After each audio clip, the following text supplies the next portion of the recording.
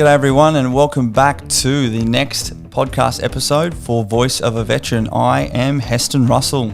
And I am Scott Evan. In this one, guys, we dive into the Brereton report, the post-actions from all the crazy media that's been happening. Absolutely. We dive into detail of the true purpose, strategic, operationally and tactically, as Scotty then grills me on how I've been looking after or not looking after myself and some key takeaways moving forward. Exactly. So stay tuned, guys, because some of those golden nuggets will help you in your own life. Hope you enjoy.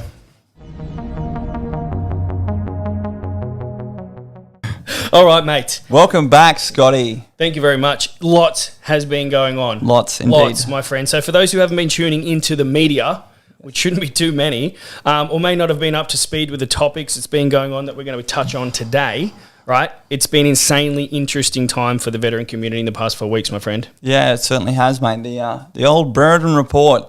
It's the flavour of the month at the moment. For those who aren't tracking, 4.5 years ago, Justice Brereton, an Army Reserve Major General, was stood up with a team to conduct investigations into alleged war crimes in Afghanistan for the Special Operations Task Group, of which Scott and I both served on. I went there 2011, 2012, and then with the US 2014, and you went? I went 2009, 2011. Copy that. 2012. Booyah, catch up. That's right. I came in as you were going out. That's right. You were there with Bravo.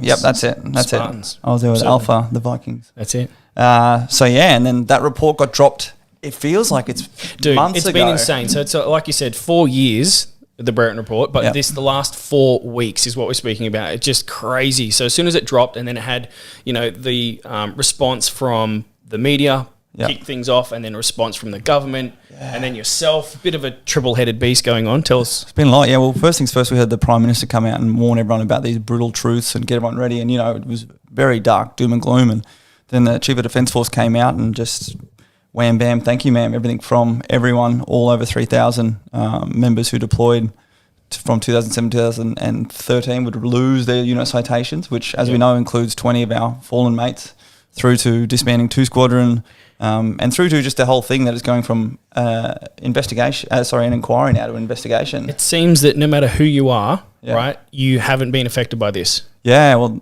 the biggest thing for me, and we'll talk about this, risk or threat, risk versus opportunity, it has sent such a huge shockwave through the veteran community, through the current Defence Force community, particularly in the Special Forces community, veteran community. So many guys and girls just having this feeling of abandonment, It was such an interesting time over there in a unconventional counterinsurgency warfare where at the moment you're being measured by black and white standards, and there was so much grey. And as we know, mate, from trip to trip, there was just so much grey area. And you actually knew the old strategic soldier piece. You had to accept some of these things and make decisions that weren't black and white, and you did so because that's the old Special Forces thing. It's insane. Like you'd be a soldier, and as a particular team, not your team, would be out there doing a task on the same mission, and in that exact mission with that team that all 6 members of that team, it's completely different for them. The rules of engagement are the same, yet what happens to them around the corner of this compound can be completely different to what you get on this side of the compound, including those people over there, the Afghanistan people, the Taliban forces, the whoever it is, the insurgents, how they act. They're a farmer at one point, and then they're picking up a weapon, and they're back to being a farmer, or they're, sorry, sir, I don't know anybody. And everything in between. How can you, begin to start, pressing allegations and doing all this sort of stuff? It's just, there's so much grey. There is so much grey, and that's, I think, the key part, and it's so hard not to get lost in all these layers. But first and foremost, the most disappointing part for me has been seeing our senior leaders stand up and want to make such a solid position that really is the old tarring the many for the sake of a few, through to just as an Australian citizen. Unfortunately, this has thrust these conversations into the lounge rooms, into the office places of all Australians, and it hasn't provided them with the full context to it. And I say that as we talk to the veteran mental health space, in that so many of our generation of veterans, their time in Afghanistan defined their entire careers, and loss of purpose, loss of identity, all this. And now they're being forced to have these even if they weren't Special Forces, they're being forced to have these conversations and help people have opinions on stuff that they haven't been given all the information to. And that's what I was about to say before about no matter who you are, you've been affected, because what happens with these this is shared energy, right? The emotional responses create energy, and the energy within the lounge room changes with each person, no matter if you understand the topic that's been spoken about, whether you know about the grey areas of the military and special forces and operations. Yep. It doesn't matter, because you feel the person's energy change, and then that group mentality, the energy behind the entire country changes, and it's just like, it's freaky. What happens to mental health? What happens internally? And that's what we want to talk about. Very good point you talk about there, and it's the emotion piece. What has happened is, as opposed to commencing with objective fact and then allowing opinion and experience to shape emotional attachment to it, people have been forced straight into this as an emotive conversation. Yep. And as we talk about, particularly in the veteran mental health space, usually we actually start to commence our mental health decline when, for our first times in our lives, we rely on our mental resilience, because previously we're actually conditioned with physical and mental resilience as layers before those. So automatically there's emotions attached to this, and people, your emotions feed into the energy of others. And there was an initial huge sort of kick in the guts. But as soon as, we started speaking up to defend those who can't defend themselves, like our fallen comrades, watching the emotion and the energy of the Australian people get behind veterans has been so inspiring. Mate, it's insane. And to see how reactive everybody is in that, with their energy changing, that's the difference. You've got people pouring their positivity and their support through. And then on the other side of the coin, you've got people in rage. You've got people who are just not knowing where to place that energy now that's bubbling up inside, speaking and just turning that black blob into, like ink. It just spreads, mate, it's been spearing out. Including yourself, right? Yep. And that's why I wanted to bring this up. It's not the people in the lounge room watching on the other side of the TV, but you've been kind of championed a bit of a face and voice of the veteran community, and that has its positive and negative effects on its own, because simply by speaking up about topics that people should know about if they didn't already, and having a voice for people who didn't or don't have a voice, whether they're in the military or not.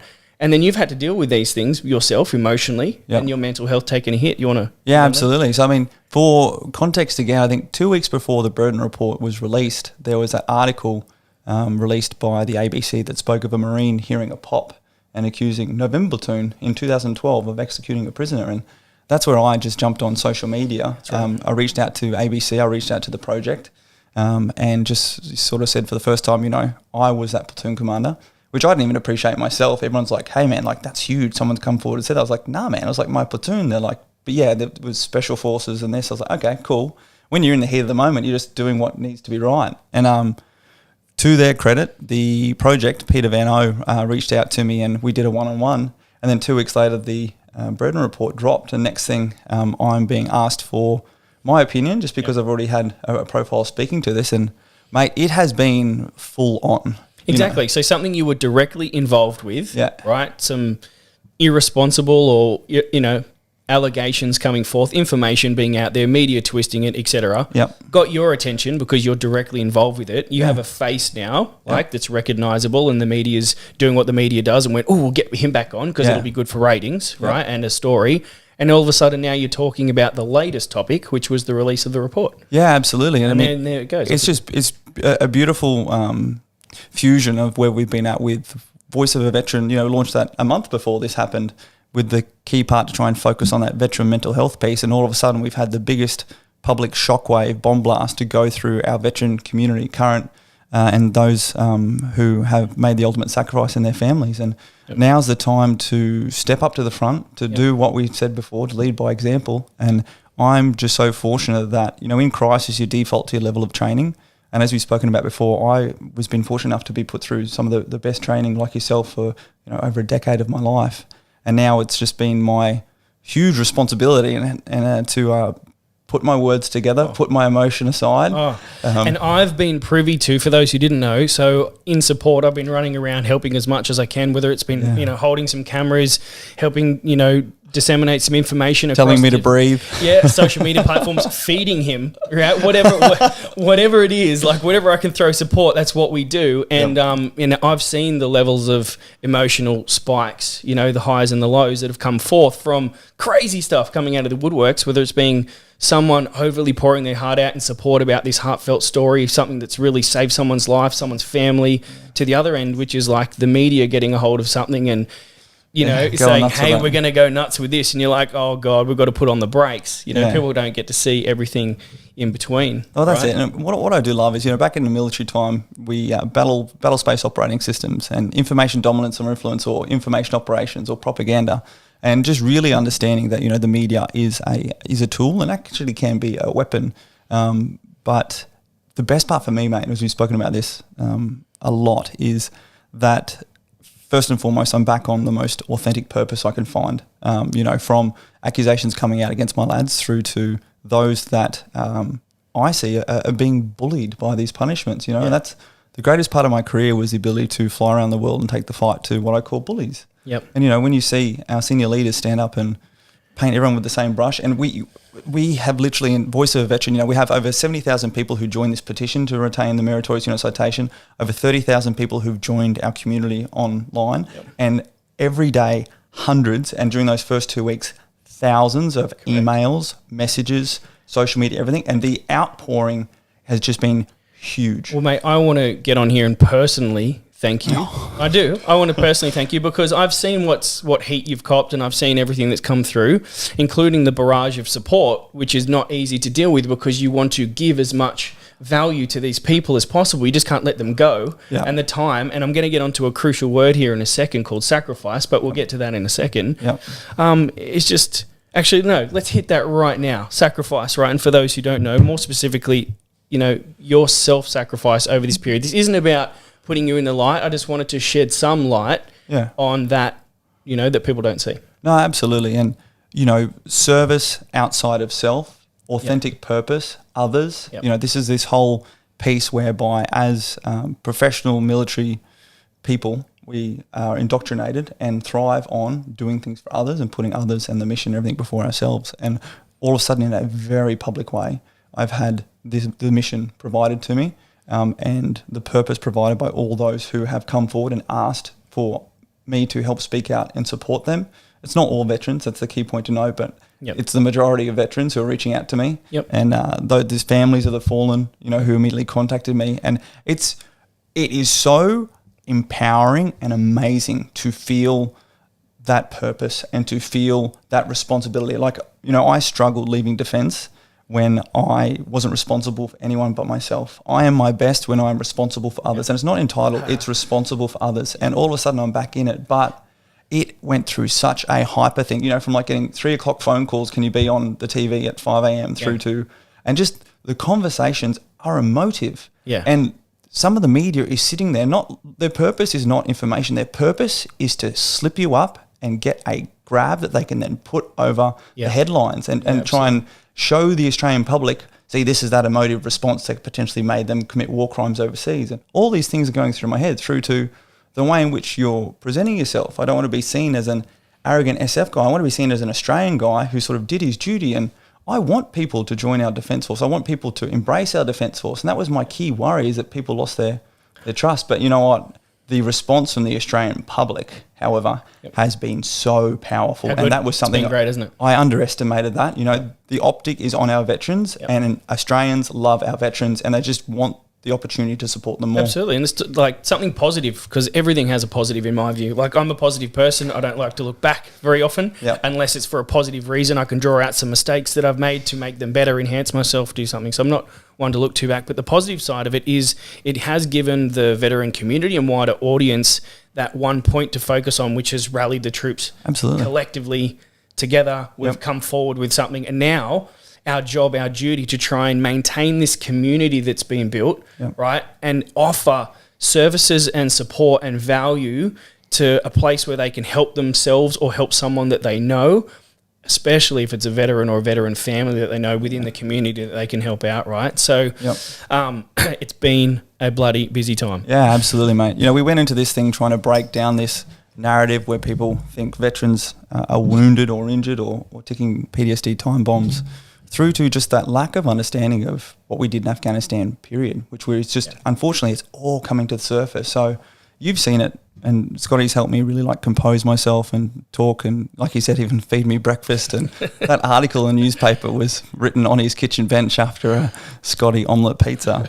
But it's just that composure to make sure we're trying to, even the progression of the narrative, you know, there's the immediate defence for those who can't defend themselves. We launched straight into the meritorious unit citation, and within 1 week we had 50,000 Australians sign up to it.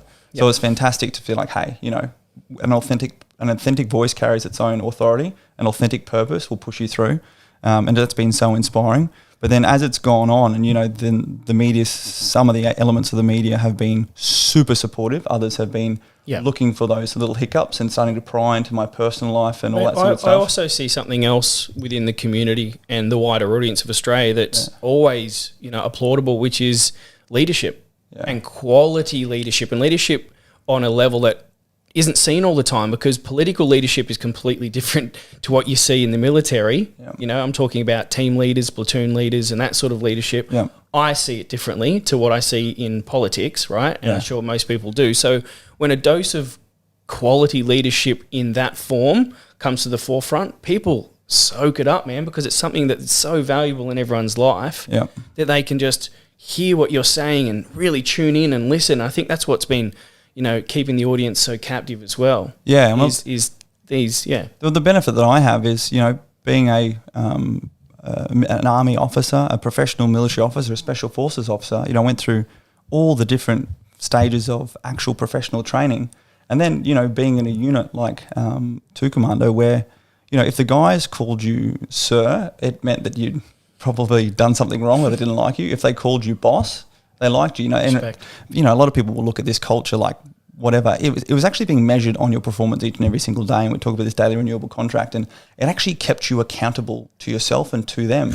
So you started to learn that responsibility through entitlement, which is a lot of what we see, unfortunately, in the political game, because you're playing political games, political party lines, all this, is actually leadership based on authority, and it's destined to fail. You know, authority at the end of the day comes down to a fear of accountability, and if something becomes more scary than your accountability, then the person falls off. Whereas leadership by example, and I'm not trying to stand up being a leader, I'm trying to stand up and do what I need to be done. No, mate, but that's another battle that I've seen you, you know, it's another storm I've seen you weather, is that there's different leaders out here, both still in the military especially and out post-service, and what leaders are stepping up and what leaders want the voice to be speaking, right? Because you've had leaders, you know, come to you and say, this is kind of where we should send the narrative, or, you know, well done with this or not well done with this, and people popping their head up. I mean, that's another stress for you to take on, is like, you're not speaking for everyone. You never said you were trying to, but just by the situation you are, and funny enough, the people start rearing their heads. That's it. First and foremost, everyone knows, you know, I hate generalisations, and to say you speak for all veterans is a lie. But I tell you what, I speak for 20 or 30,000 veterans and their families who've contacted us directly and given me permission to do so. But it's even internally. So since leaving the military at the start of last year and going down my mental health spiral, a big part that I struggled with was actually self-confidence, that self-identity, not having that extrinsic purpose. And so as soon as, you know, I sat here and I watched people like, you know, the 4-star general, Chief of Defence Force, General Campbell, get up there, and our Prime Minister, and then the Chief of the Army, you know, very senior decorated Special Forces officers themselves, you know, and then I have the media asking me to comment about it. You know, you're back in this place. You know, I'm back as, like, I retired as a Major Heston Russell, and then it was actually through just having some fantastic people around me, and we just start talking about facts, not entitlement, responsibility, not rank. And it's like, hey, leadership 101, you know, you support your guys. That doesn't mean you cover up things. That doesn't mean that you don't hold them accountable, but we also live in a democratic system, and to stand up and say, you know, essentially these people are guilty before actually being tried in court. And not only these people, but all these other people. You know, the worst thing I've ever seen junior officers and junior NCOs in the Army do is collective punishment. It's like, hey, if someone did something wrong, don't stand up in front of the whole platoon and tell them to do this. Go to that one person. Don't bring negativity to every single person. And all of a sudden we saw it at a national scale and then an international scale. So that's when it's like, hey, look, enough is enough. I have the responsibility to do what I can do. And the biggest lesson I keep taking away is stop being the only person to hold yourself back. Stop being the only person to hold yourself back, especially when there's like tens of thousands of people saying, hey, we've got you. That's where, you know, I have to have those moments. I have to talk to people. You know, it might look nice and polished on there, but that's because I'm putting every energy into it. And behind the scenes, there's a lot going on. For sure, man. For sure. I want to talk more about those moments, because that is what I like to bring to the table are those actions on that the everyday person, anyone in a mental health crisis or anyone else that's suffering in any way, what are your actions on? What do you do in the morning? Like, the things, the routines, the people, the support. I want to dive into a little bit of that because I believe, whether you knew it or not, like you've been at the forefront of some stressful situations over the last week, and what better person to talk to in dealing with those stresses and giving some of your possible golden nuggets out of your routines? Yeah, absolutely. So those first 4 weeks, mate, I literally put the mission and the men, the people before myself. So I sacrificed myself. We do that. When there's a high tempo period on operations, it is whatever. You acknowledge that you fill your pouches up with as many snacks as you can, and you're not going to see the gym for a few days, and you crack on. And now at week 4, this is the first week I've gotten back into, I've been to the gym twice already. I'm actually eating food I've prepared, not on the go. Literally even in my own body shape, I put on a few kilos last week. I've got 4,000 more grey hairs, but my sleep has been terrible. My anxiety levels have been huge. I take medication for depression and anxiety, and I see a psychologist and a psychiatrist each once a week, and I've had to speak with them, and I've had to delve back into my breathing techniques to help almost stave off, not panic attacks, but wanting to scream at the moon and rip the handle off my terrace out there.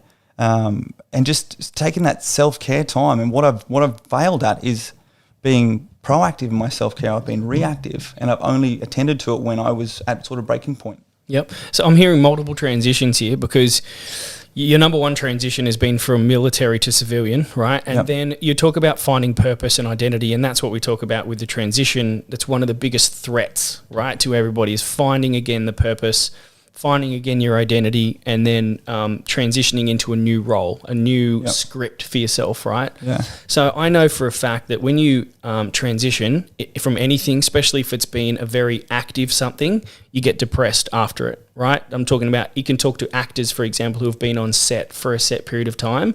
After that movie's been shot and filmed, they go through depression after that, okay? Military, on a huge scale, same. And what about yourself? I'm going to bring it on again, because over the last month, have you felt more depressed this week, as you've mentioned, and beyond, because it's died back down? That's really, really good questions, mate.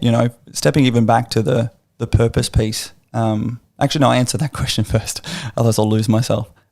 There was a bit of a lull a week and a bit ago where it was the first 2 days. It was Monday, Tuesday, and then Wednesday. I went down to the Waves of Wellness group that we're doing down at Bondi, and I sat there with the group. You do like a bit of a chat beforehand, then go for a surf. And I was like, it's been so hyper this last 2 weeks, and I've loved it. Like, I've been back on my game. My head has felt all together. My purpose and my identity have been all put back together. You're banging it in again. Yeah, exactly, mate. Back on mission. And then all of a sudden, there was 2 days where I woke up on time without having people trying to call me for an interview in the morning. There wasn't an article I needed to write. There wasn't anything I needed to do. And just, it went quiet. It went so quiet I could hear the ringing in my ears type quiet. Yep. And I sat there and I spoke to them. I was like, hey, I'm now so super cautious that I've just hit this huge peak performance, and all of a sudden it's gone. Yep. I've swum over the cliff, and there's blackness below. And I'm like, where to from here? Yep. It's being purposeful is addictive because it brings out the best in me. And this is like the dangers of, next thing, someone wants to comment on something random over here. And there's that, even in the media game, we'll have to do a separate piece on the media. It's such a bubble, but there's the threat of, chasing ambulances or trying to chase relevance, which starts to detract from your authentic purpose. Yeah, but have you been completely looking over your shoulder as well? Because you come from banging it in again, something that's high level, and then you have, a moment of quiet where you now have to, what you should be doing is re-zeroing on yourself and spending quality time with yourself and talking to yourself and recreating these scripts and, playing the right tunes. And you've got a whole process that should be happening in order to get yourself to good health. But you've been looking over your shoulder or in your phone for that phone call, or has it? That's my question. Has it been like you can't really move on because you're still, shit's not finished yet? Well, that's it. And then whenever there's been quiet times, there's been, and this is, I'm my own worst enemy, and to be honest, I love it, but it really takes its toll as far as the trust that our community has put in me, as far as their messages and the issues, and there's so many more topics. This is bringing up so much emotive stuff for people, whether it's specific to this or just their sort of treatment and defense, or just their their need to be activated and feel hope. That's why we launched Voice of a Veteran, to put a voice out there, because people just need to hear and feel that there's hope, and that's what gets you away from despair and from suicide in those places. And the stories and the emotion and the purpose and the responsibility people are putting on me makes me to be my best person, but at the same time, I then put huge expectations on myself. So spare time, I'm writing things down, I'm going over more information, I'm trying to pull apart all the different layers of messaging as I learn more. And I've had some great mentors recently in this media piece of having to make bite-size, plain English speaking key messages, and not trying to sound like prepared key messages. Yep. There's just, my head is just a maze of self-imposed responsibility, trying to demonstrate the best of what we are and have been trained to be, not let down those who have put trust in me, try and maintain the trust, or at least improve the trust of those Australians who might never have liked the military beforehand or now being forced to make an opinion. Yep. Make sure I don't give the media anything to come and stab me in the back with. Make sure I'm not saying anything that could impact on my family. You know, I've had to have conversations with my mum and my sister like, hey, this is proper real-world conversations. And unfortunately, guys like you and I have seen how much actual evil there is out in the world. And we volunteered not only to protect our country and its people from that physically, but from mentally and emotionally, you know, just knowing some of that stuff's out there. And unfortunately, we know it's out there. So I've got them going through actions on and contingency plans. It's a whole new battlefield. That's all it is. The battlefield has changed, right? It's at home and it's vulnerable. So have you been able to draw clear lines within yourself that there's family Heston? Because is political Heston or business Heston taking some of this work home with you this Christmas, right? So I want to make sure that as a mate and anyone else that's listening in the same spot, that you can draw lines between it. You can emotionally detach from a specific role that you've been playing and responsibilities, and sort your shit out in a new one, right? So this version, which is, now that your new purpose has been, absolutely amplified, you're like, business Heston should be like on fire, right? Yeah. I think he is, and he really fucking enjoys it, right? Yeah. And then you've got family Heston coming up over the Christmas period. Yeah. And you've got a little touch of political Heston over here. So, and this is the huge learning curve. I like to say there's no political Heston, there's just Heston. But I even remember back in my commando days, the guys would say there was Heston and Hesto. Heston would stand up, and I love giving my orders and memorising my mission statement and things like that, because the way in which you deliver what you deliver is what gave the guys or girls confidence in you then stepping out onto the field of battle, essentially. And being able to do that is where I am my absolute best. And it's the biggest thing I've always struggled with, mate, is actually separating those. My identity has always been what I'm doing. And like I was saying before, I'm finally thrust into a very public way where all of my identities are pushed together, and I'm back serving. Yep.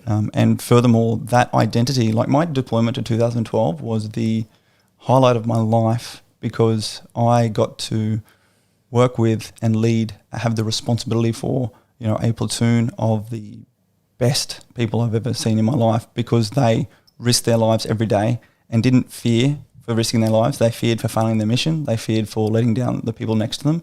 And the things they did, mate, would make, people's toes curl, the risks that they faced. But as you know, then coming back and just being friends and social with each other, and just there are bonds that you can't break. And then all of a sudden, when that's attacked publicly, that's been the most hurtful thing, and that's what's really pushed me back into doing what needs to be done. But I struggle greatly. On deployment we'd go and then we'd come back and you'd have decompression.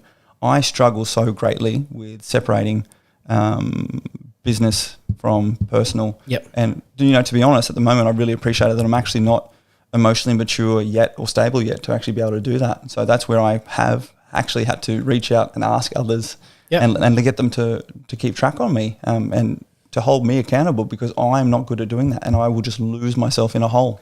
There we go. So that's something, a key point for people with, struggling with identity. Firstly, do you compartmentalize the different versions of you, or it's one and you've got manageable, It's a mess. It's an absolute mess. Yeah. And you just mentioned your supportive systems.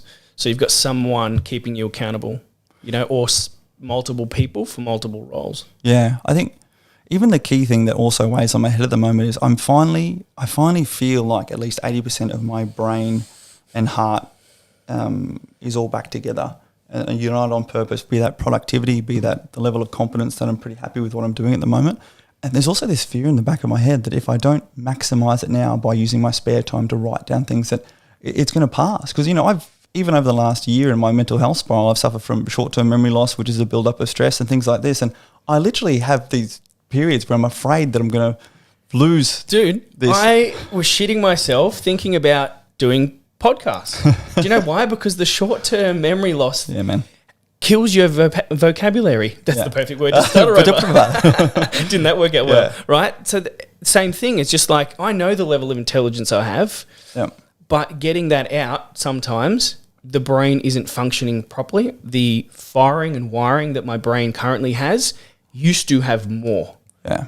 Right? And those circuits closed down. I hear you, man. All right? There used to be more. And I totally get you. You've turned on the sands of time. The clock is ticking. Yeah. I've got to get this done before Heston shrivels away and turns into a, what? That's it. And I mean, I think a huge part as well has been, particularly in the military, in my role where I was at a great level of planning and leadership performance, I always had an awesome team around me.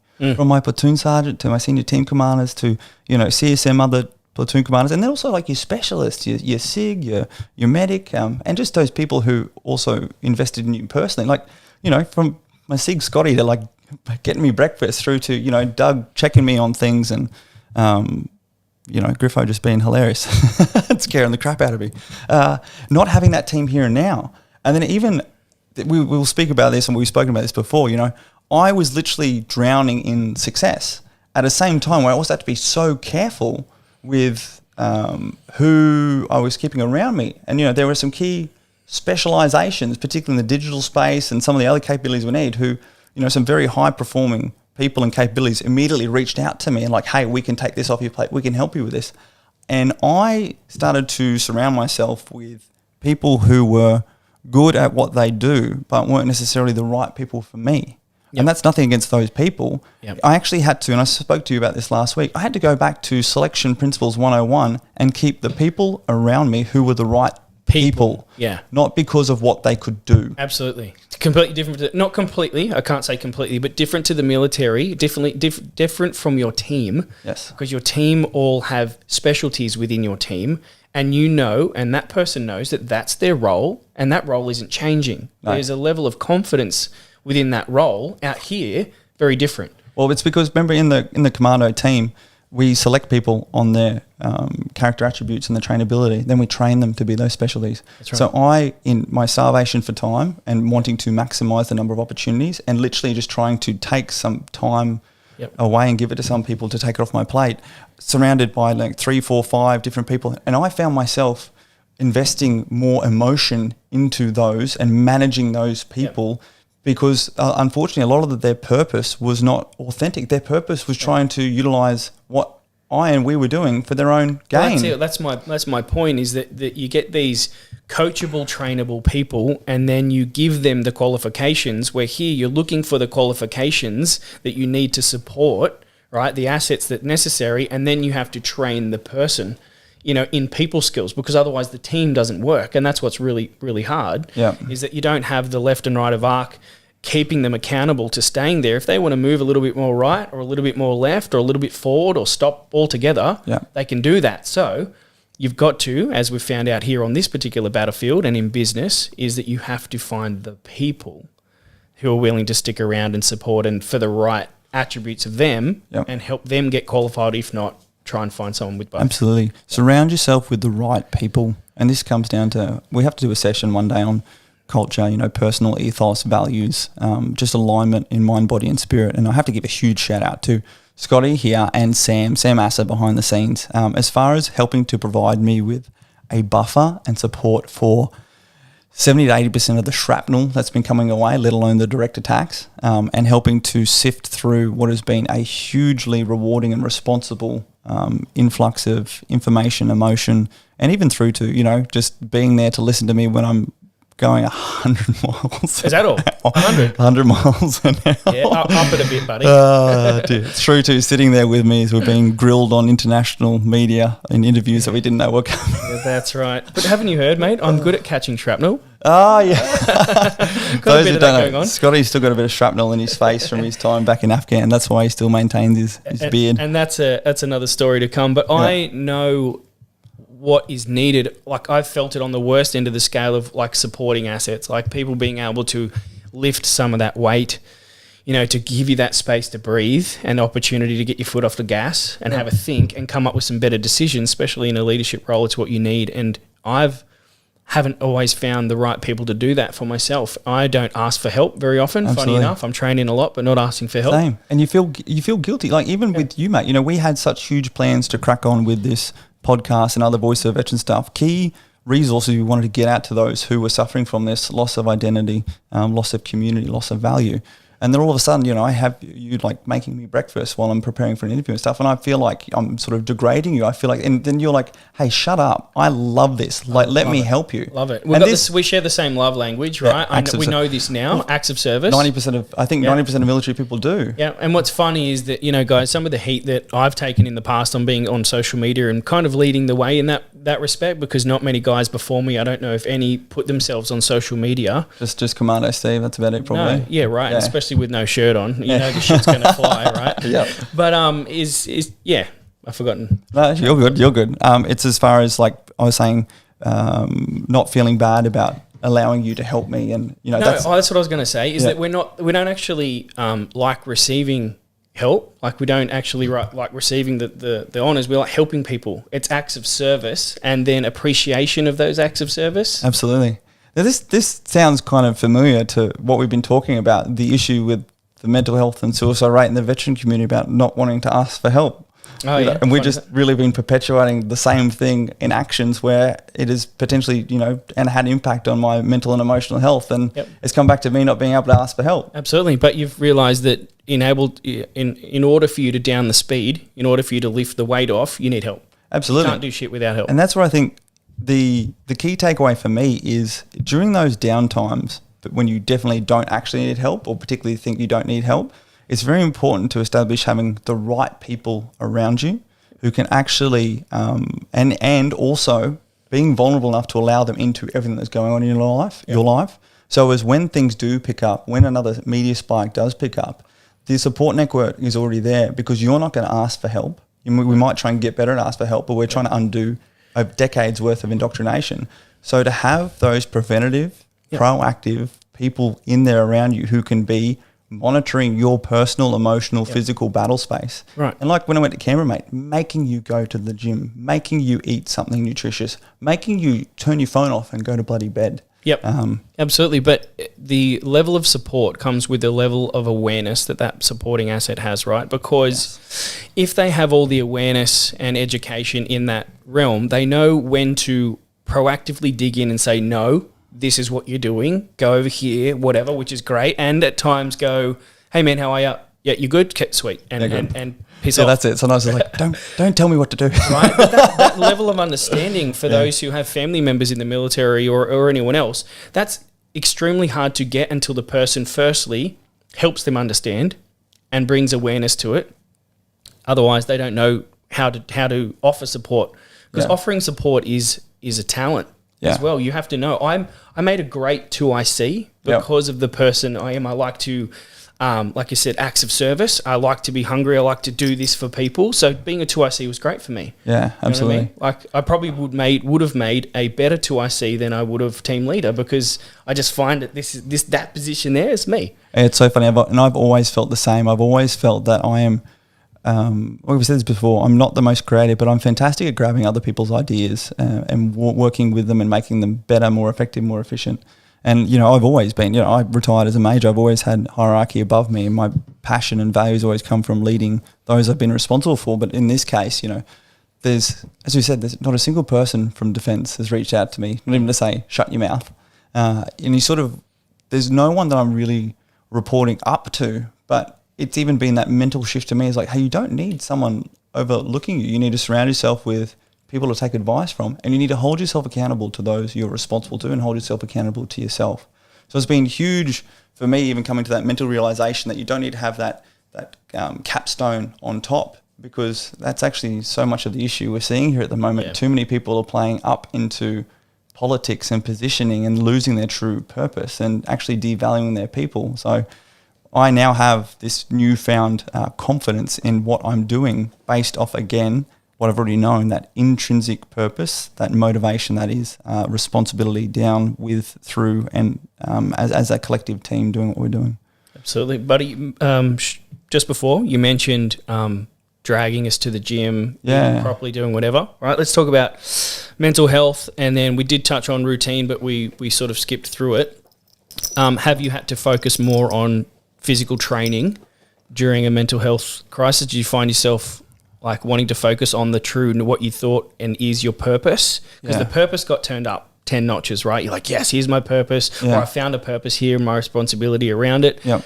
What happens to my regular routine now? Did my training change? Do I eat funny? Like, what's going on? Well, my purpose 5 weeks ago was to shred up for summer, and the carbo-loaded diet and just eating through convenience, and even just I'm an emotional eater. Like, I've struggled with eating disorders most of my life, and that's really, when I don't like my physical appearance, it actually has a further impact on me mentally, and it's been very unfortunate that I've been wearing suit jackets and stuff, and so many people say whatever, blah blah blah. It's dealing in the margins, but when it's you personally, it's your head, it's your space, it's where you're at, and it detracts from me. So now, even just changing my routine, so it's first thing in the morning, like I have to work out, because what was happening was, it's like, I've got a bit of free time this afternoon, I'll actually sleep in and work out this afternoon.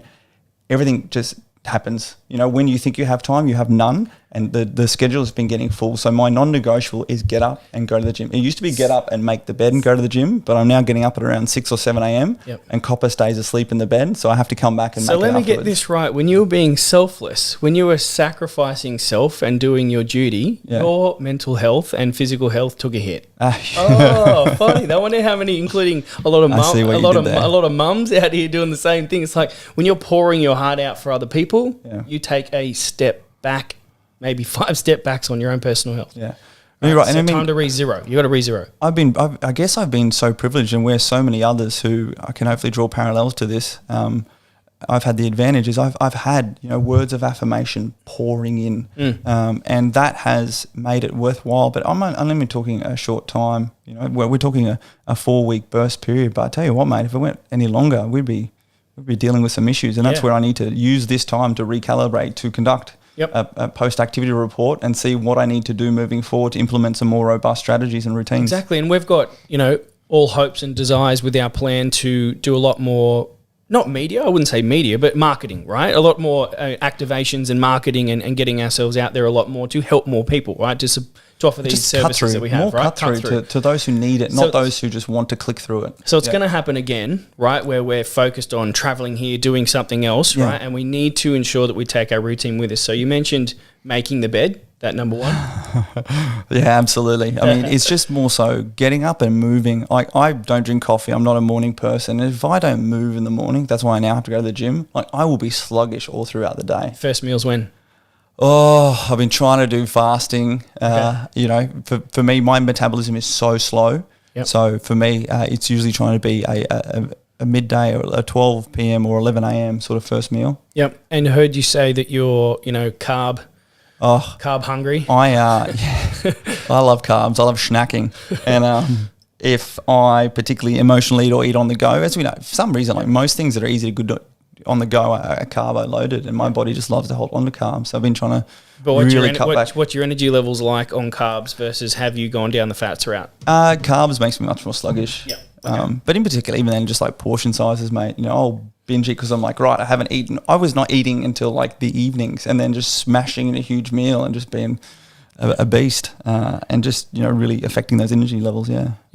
See what's a common theme with, it doesn't matter if we're talking like the political, we're talking about this stuff right now, which is mental health and the physical health, is being reactive versus proactive in the mental health space as well. Like, it's exactly the same thing. So if you want to not cast out and have a bit of forethought into what's coming in the coming weeks or months, guess what, you're going to be reactive, and you're going to cop a lot of you know, I don't know, you're going to degrade a lot, right? So if you can just pitch forward. So coming up onto the weekend, next week and the next few weeks look like this, and this is what should be a clear plan. Like, my physical activities will be these, and I'm going to these locations and conducting this. Yeah. You know, my eating routine, little AAR back here. What's my new eating routine? You know what I mean? Like, we've got to move forward. So you just got to have that space.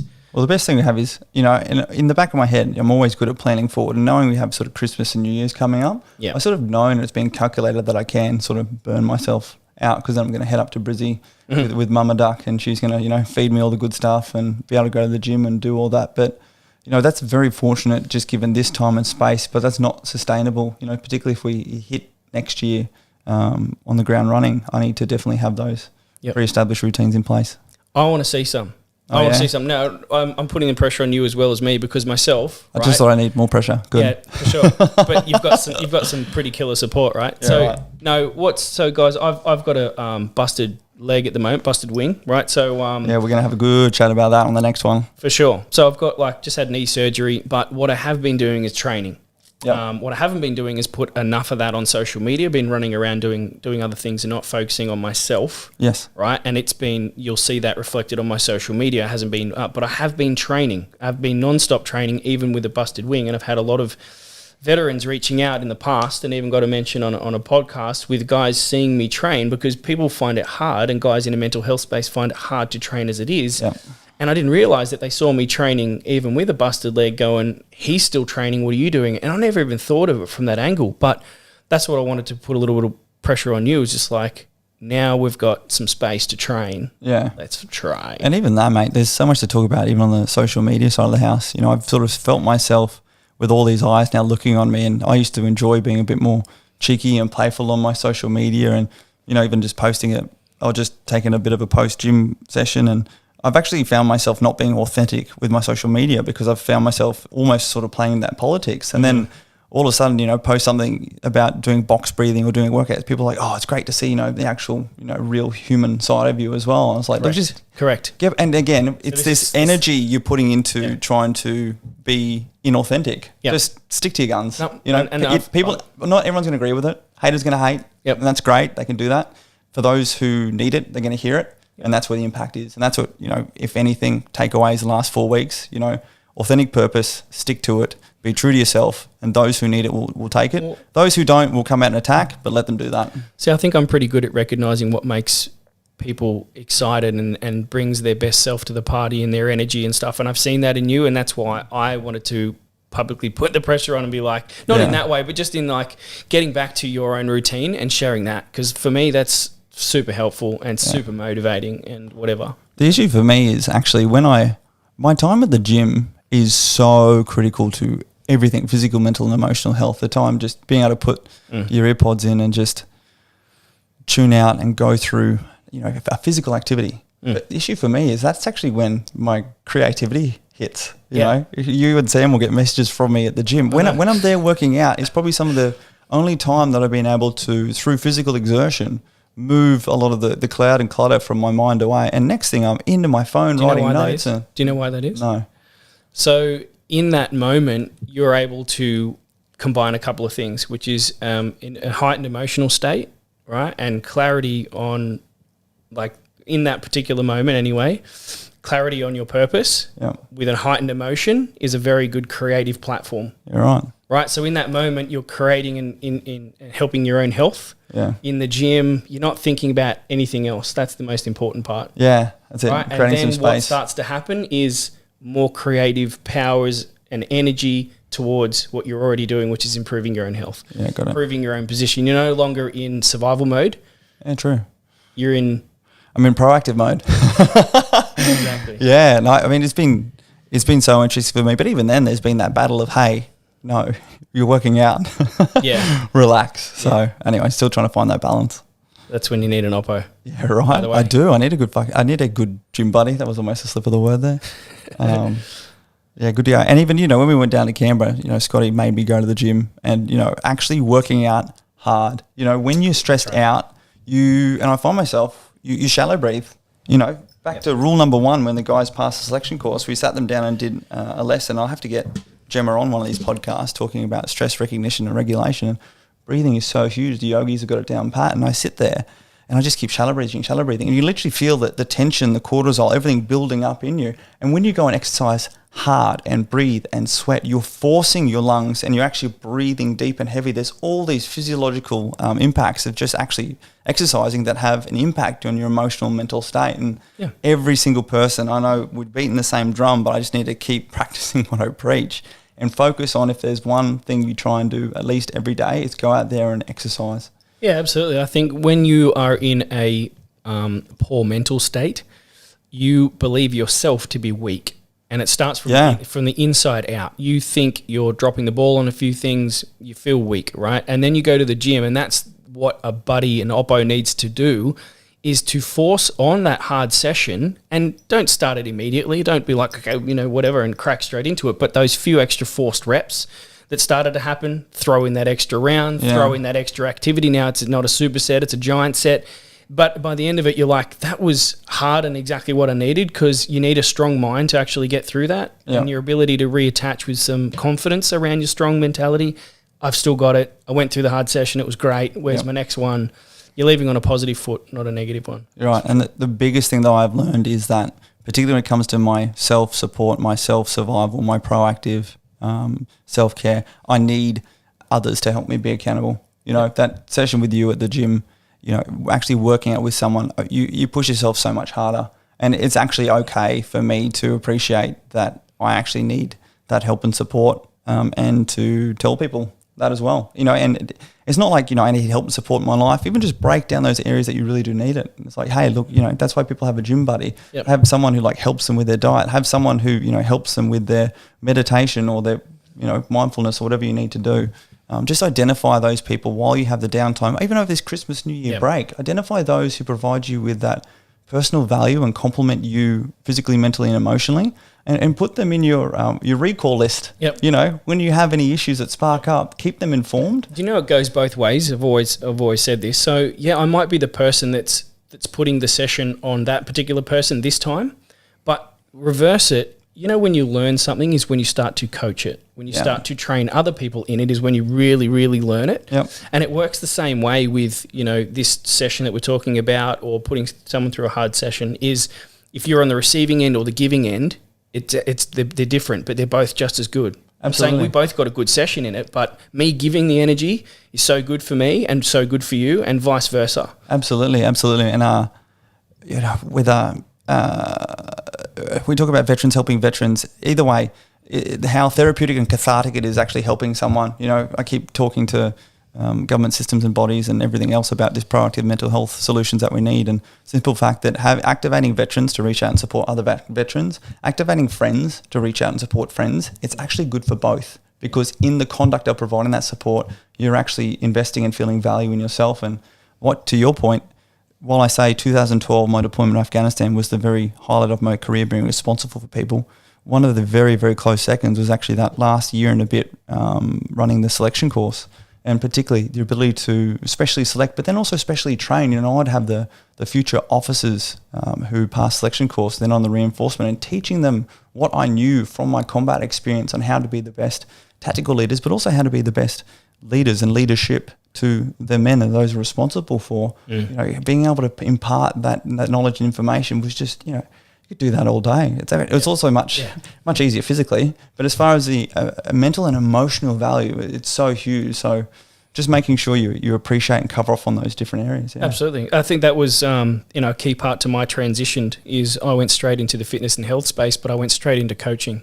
Immediately. I went into a mate's CrossFit gym. I was the coach. I was doing gymnastics and CrossFit and bodybuilding, and I was, like I said, I was the coach before anything. And it was those coaching sessions, taking classes, doing one-on-one PTs, trying to make an income for myself, but those sessions that were giving back to me.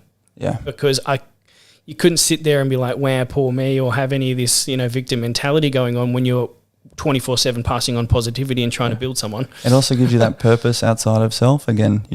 Others are looking to you for responsibility. So it immediately draws us, and that's what we're great at doing. We're great at, one, demonstrating natural leadership, and two, providing that mechanism through which we can ourselves perform better by putting a layer of resiliency that is purpose outside of self between us and anything that could harm us. For sure. I'd like to see, as part of a transition, system in place, is that guys get to dabble with, things like that. It's low-hanging fruit because you're immediately a fit person. You've had a lot of time in the military to be a coach in that space, even around nutrition, even around emotional intelligence, anything like that. That's that's a little bit deeper. Oh, it's good. It's all that needed, mate. And I reckon we'll jump on this next time and really have a good chat about that whole transition piece. This is the huge part that we have the ability now with the optic on veterans and where we've been to take it up as one of these key subjects that we want to see change here and now, and now's the chance to do it. So awesome. All right, so just to cap it off, mate, lots has happened. Yeah. But now it's time to reset, re-zero, and get back on target for Voice of a Veteran, us two talking on podcast, and what's come off the back of it. Yeah, absolutely. We've been through a sprint. The key thing is, this is a long-term game and need to now take away some of the facts and key nuggets that you've even helped draw out of me here to then go and practice, preach, implement, ask for support and establish those regimes and procedures around us for the next 2021 burst.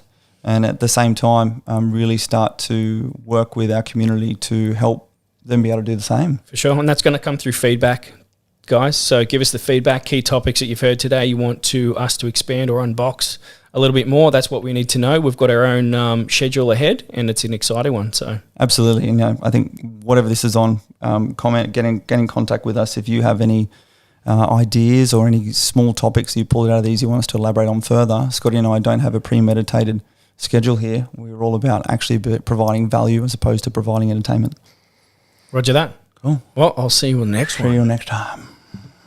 Thanks for listening to the Voice of a Veteran podcast. We really hope that there were some key takeaways that might help you, be they relatable, be they aspirational, but we're not just here for your entertainment. So please make sure you remember, move on and action from here. And that's it, guys. If you've heard something here today that has truly helped you, it's our duty to share that information with as many as we can.